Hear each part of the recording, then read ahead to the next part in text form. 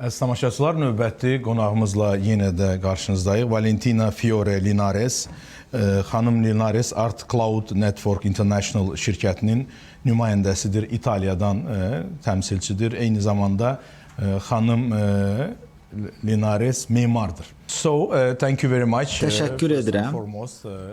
İlk növbədə bizim dəvəti qəbul edib proqramda iştirak üçün minnətdarlığımı bildirirəm. Formula bağlı sizin fikirlərinizi eşitmək istəyərdim. Mən belə düşünürəm ki, bu çox mühüm bir tədbirdir.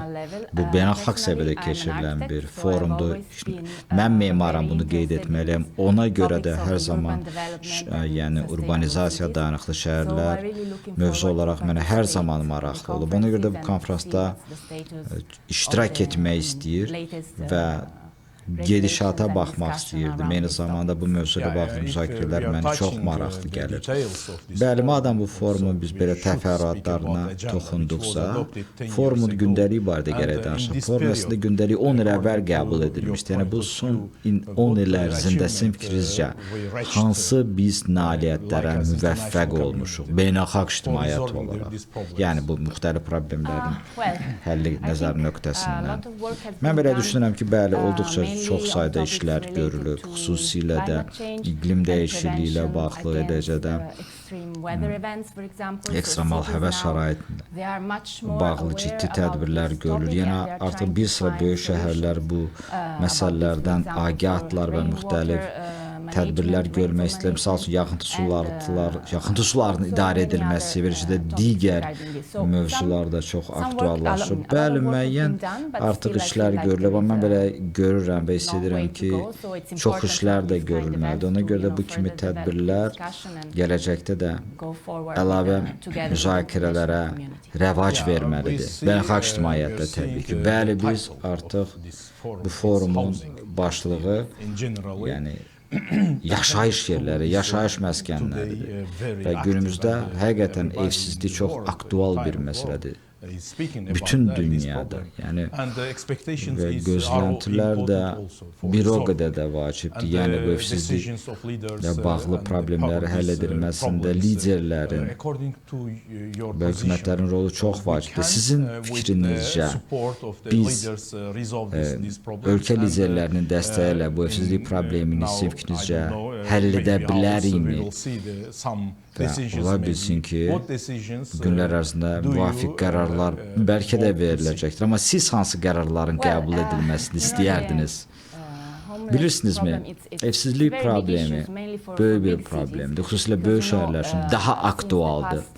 Belə ki, son 25 il, hətta daha əvvəllər böyük şəhərlər yəni əhalinin artdığını tədricən görmüşük. Çünki kənd yerlərindən, qəsəbələrdən insanlar əsas şəhərlərə, paytaxt şəhərlərinə getməyə çox meyilli olurlar. Amma bu zaman onlar gəlib, yəni yaşayış yerlərinin olmamasından, çatışmamazlığından gileyləniblər. O zaman da yəni təəssüflər olsun ki, təklif tələbi qarşılamır. Ona görə də hökumət dayanıqlı yaşayış məskənləri, yaşayış yerləri ilə də bağlı proqramlar qəbul edilsin.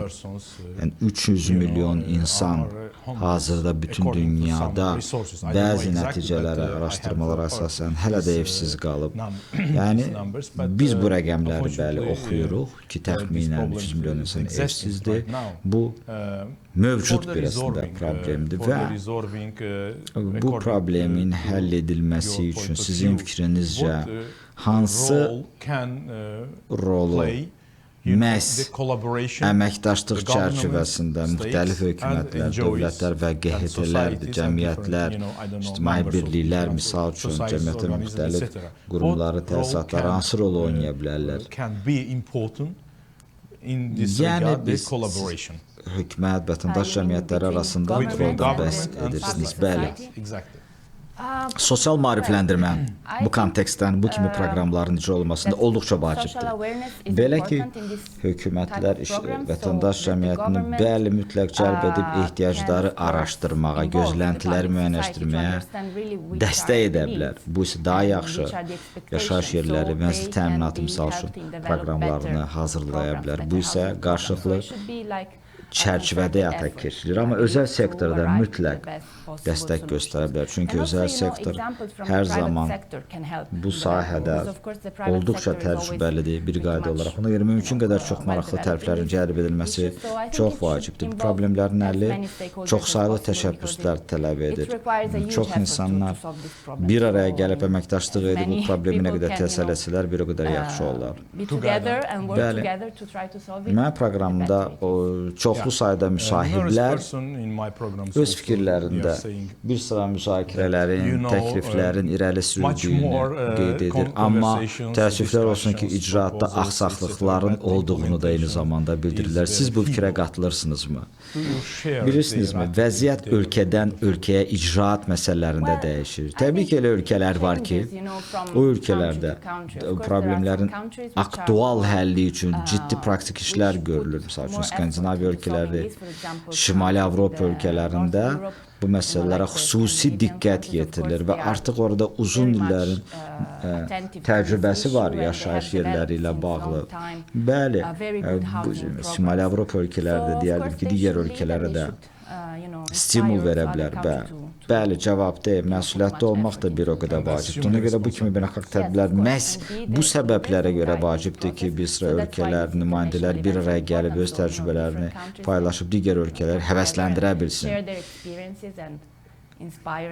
Sizin fikrinizcə Azərbaycan, sizin təəssüratlarınız Azərbaycanla bağlı necədir? Siz necə qarşıladılar? Mən uzun müddətdir Azərbaycanda işləyirəm, aydın oldu.